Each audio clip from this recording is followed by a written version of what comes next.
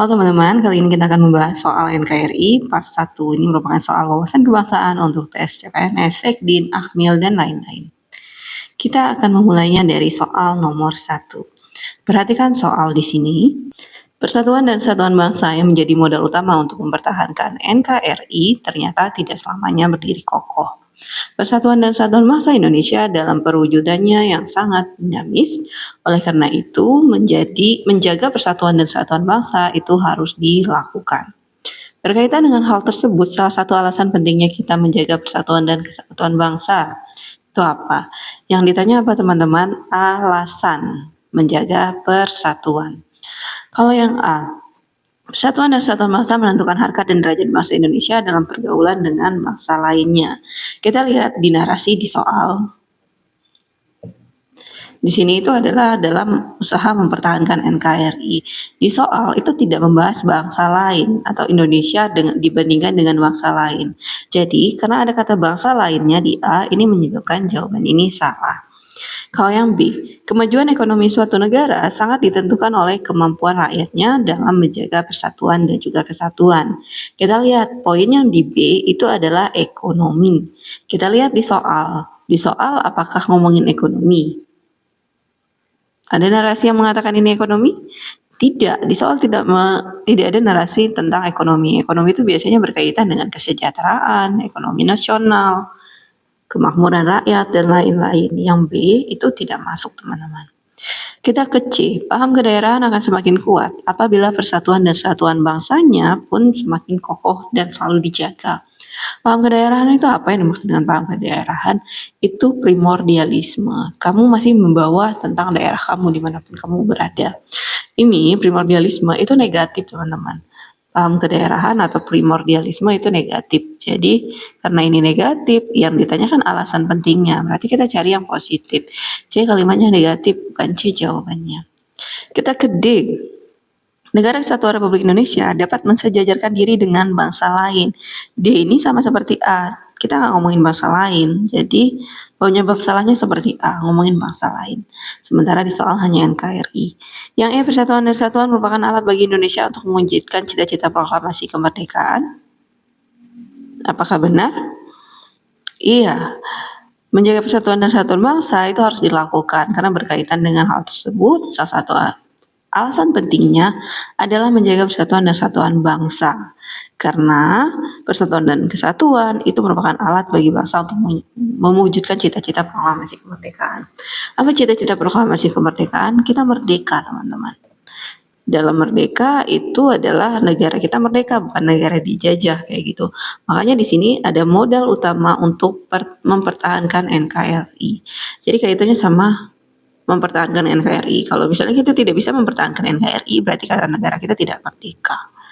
Jadi berdasarkan narasi tersebut, jawaban yang tepat itu yang E. Mengerti? Bisa dimengerti? Oke, kita lanjut ke soal selanjutnya. Ini ada pembahasannya. 2. Salah satu potensi ancaman yang dihadapi NKRI dari dalam negeri antara lain penyalahgunaan narkoba. Berikut upaya penanggulangan penyebaran narkoba yang lebih efektif itu yang mana? Untuk tidak menyebarkan narkoba itu harusnya yang lebih efektif, tepat guna, tepat sasaran, itu yang mana? Apakah A, penerapan hukuman mati bagi yang menggunakan maupun mengedarkan? Boleh nggak? Hukuman mati. Hukuman mati di Indonesia itu biasanya untuk pelanggaran HAM berat, teman-teman, kayak gitu. Pelanggaran HAM berat itu contohnya adalah pembunuhan terencana. Di sini hukuman mati diterapkan untuk yang pengguna dan juga pengedar. Itu kan beda ya. Yang menggunakan berbeda, yang mengedarkan berbeda, kayak gitu. Harusnya yang mengedarkan itu lebih berat daripada yang menggunakan. Di A itu disejajarkan. Jadi jawaban yang A itu kurang tepat atau salah. Yang B, memobilisasi atau menggerakkan semua pihak baik pemerintah maupun lembaga swadaya masyarakat. Ini tuh kurang spesifik karena yang dicari adalah yang paling efektif kayak gitu. C kurang spesifik. Semua pihak itu apa? Kayak gitu. Penyebaran apakah masih ada kalau misalnya di sini swadaya masyarakatnya berjalan? Ada penyebaran narkoba di Indonesia tuh sudah luar biasa. Gilanya. Yang C, melibatkan dan memobilisasi komunitas lokal maupun pemerintah dan aparat. Bukan tugasnya ya untuk komunitas lokal. Komunitas itu kan adalah orang yang berkomunitas itu biasanya punya satu tujuan yang sama. C itu juga kurang tepat.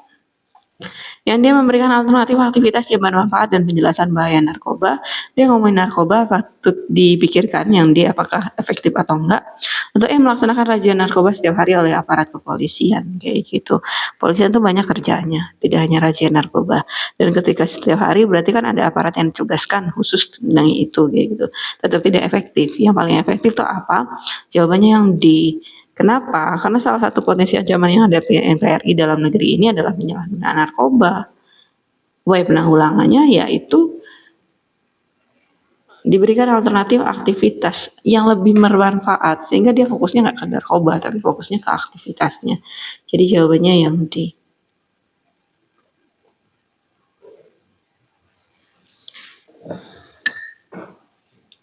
Kita ke soal nomor 3, teman-teman. Salah satu implikasi kebijakan otonomi daerah yang dikembangkan di Indonesia apa? Implikasi, implementasi, akibatnya apa?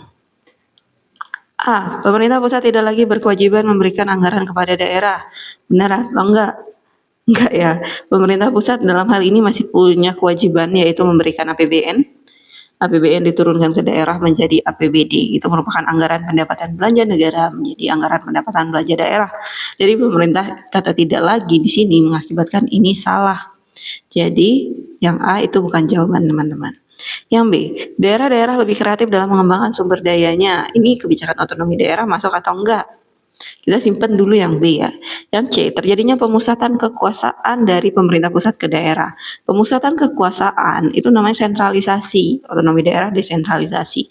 Jadi sebenarnya topiknya berbeda antara C sama otonomi daerah. Bersinggungan tapi tidak sama, teman-teman. Yang D, hanya putra-putra daerah yang dapat berpartisipasi secara aktif dalam pembangunan di daerah. Hanya, kata hanya mengakibatkan ini kurang tepat. Kenapa? Asalkan kita cinta terhadap daerah ini, kita bisa berpartisipasi secara aktif dalam pembangunan. Kalau secara resmi yang berpartisipasi aktif dalam pembangunan, itu adalah DPD, Dewan Perwakilan Daerah. Karena mereka adalah perwakilan-perwakilan putra-putri daerah, kayak gitu. Tapi kita sebagai warga juga harusnya berpartisipasi aktif. Jadi karena ada kata hanya mengakibatkan yang D salah. Yang E, pemilihan kepala daerah melalui perwakilan secara demokratis. Maksudnya apa? Ini ada di pasal 18 ayat 4. Gubernur, bupati, wali kota itu dipilih melalui mekanisme demokratis. Tapi kalau ngomongin otonomi daerah, ini adalah sesuai dengan pasal 18A, teman-teman. Semua yang ngomongin daerah adalah pasal 18. Kita lihat pembahasannya di sini. Sesuai dengan pasal 18A UUD 1945 tentang pemerintahan daerah. Kalau ada hurufnya gini, ada 18, ada huruf A-nya seperti ini. Berarti ini aturan baru, teman-teman. Ini bukan produk tahun 1945, melainkan ini penambahan dari amandemen. Mau dia A, B, C, D, E, ada huruf di samping angka, itu merupakan aturan tersebut adalah ditambah ketika di amandemen. Sesuai dengan pasal 18A UUD 45 tentang pemerintahan daerah ayat 1-nya hubungan wewenang antara pemerintah pusat dan pemerintah daerah provinsi, kabupaten dan kota diatur dengan undang-undang dengan memperhatikan kekhususan dan keragaman daerah. Apa maksudnya? Daerah kita itu ada daerah khusus yaitu DKI Jakarta dan juga keragaman daerah. Maksudnya adalah daerah yang satu itu berbeda dengan daerah yang lain. Yang ayat 2-nya, hubungan keuangan pelayanan umum, pemanfaatan sumber daya alam dan sumber daya lainnya antara pemerintah pusat dan pemerintah daerah diatur dan dilaksanakan secara adil dan selalu berdasarkan undang-undang. Maksudnya adalah ada aturan lain selain UUD 45. Jadi berdasarkan penjelasan saya tadi, jawaban yang tepat itu yang B, teman-teman. Daerah-daerah lebih kreatif dan mengembangkan sumber dayanya. Kenapa? Karena keragaman daerah tadi, daerah yang satu dengan yang lainnya itu berbeda. Itu otonomi daerah. Salah satu faktor pemersatu bangsa adalah bendera, bahasa, dan lambang negara serta lagu kebangsaan. Pengaturannya dalam undang-undang dia bertujuan untuk memperkuat NKRI, yaitu apa? Pokok bahasanya apa sih, teman-teman? Di sini adalah bendera, bahasa, lambang, dan juga lagu. Itu kalau di dalam Undang-Undang Dasar itu ada di pasal 35, teman-teman. 35 tuh untuk benderanya. Bahasa lagu lambang itu 36, atau kita menyebutnya judul dari bab ini. Bab 6, bab 15 ya. Judul dari bab yang isinya pasal 35, 36 itu adalah identitas negara. Kita lihat pilihannya. A. Menjaga kehormatan dan kedaulatan NKRI, itu bukan ngomongin bendera, bahasa lagu lambang. Kalau B. Menjaga kesatuan TNI, ini ngomongin TNI. TNI itu pasal 30, teman-teman. Yang C. Menjaga wilayah perbatasan negara, ini tugasnya TNI, bukan ngomongin bendera, bahasa lagu lambang. Yang D. Menjaga pulau-pulau terpencil dari pengakuan negara lain. Pengakuan negara lain itu dibutuhkan untuk negara, bukan untuk pulau. Pulau itu adalah daratan yang dikelilingi oleh lautan. Kalau di Indonesia, contoh pulau ada Pulau Sumatera. Sumatera kan daratan tuh, kelilingnya lautan. Jawa, Kalimantan, Sulawesi, nah Papua itu adalah pulau, teman-teman. Nah, yang membutuhkan pengakuan dari negara lain itu adalah negara sebagai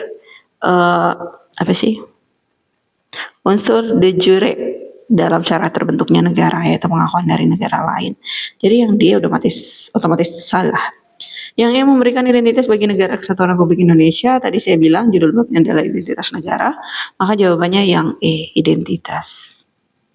Oke. Soal nomor 5, kesalahpahaman antar kampung atau antar suku dapat memicu konflik dua belah pihak yang berselisih. Salah paham, jadi dia selisih, teman-teman. Pendekatan yang hendaknya dibangun secara terus-menerus. Oh, biar nggak selisih itu gimana? A. Membiarkan setiap kelompok untuk menyadari kesalahannya. Kan disuruh pendekatan ya. Pendekatan tuh berarti kan ada usahanya. Kalau membiarkan, kata kerja membiarkan itu adalah pasif. Kamu tidak menyelesaikan masalah karena kamu ngebiarin untuk mereka sadar sendiri. Ini bukan pendekatan. Jadi yang A itu kurang tepat. B. Diterapkan hukuman yang maksimal biar tidak terulang. Hukum itu represif karena dia dihukum antara suku yang satu dengan yang suku yang lain. Misalnya yang salah suku A, yang benar suku B, suku A dihukum. Ketika hukumannya selesai, suku B-nya dendam terhadap suku A. Jadi ini menimbulkan masalah baru. Jadi yang B itu kurang tepat. C. Pemerintah menjadi penenggah agar konflik cepat selesai. Ini penting, tapi ini hanya solusi sementara. Kan pemerintah, di sini kan ada kata kuncinya, dia mintanya terus-menerus. Jadi nggak cuma sekali aja diselesaikan oleh pemerintah. Berarti kalau ada masalah lain lagi nih, kesalahpahaman lagi, pemerintah mau nggak nyesain kayak gitu. Kalau nggak ke pemerintah, kalau ke pemerintah terus, itu kurang efektif. Jadi jawabannya C juga kurang tepat. Kalau yang D, membangun kesadaran multikultural dalam berbagai bidang, kesadaran multikultural, sadar kayak gitu, ini terbaik. Kenapa? Karena ngajarin masyarakat menghargai. Oh, kita tuh beda suku, berarti kita berbeda. Gitu, kita harus terima perbedaan tersebut. Suku yang A dan suku yang B itu berbeda kayak gitu. Nah, jangankan yang beda suku, teman-teman. Kamu aja yang lahir dari ayah dan ibu yang sama, pasti sukunya sama ya, ayah dan ibunya sama, atau kita nyebutnya kakak dan adik. Itu pasti ada perbedaannya. Dan kita wajib menghormati perbedaan orang lain. Ini namanya nilai toleransi. Yang D itu terbaik, tapi kita lihat yang E, menempatkan petugas keamanan di lokasi yang rawan. Ini sama alasannya kayak C, ini tuh hanya meredam, dia tidak mencegah akar masalah. Jadi jawabannya yang D. Oke?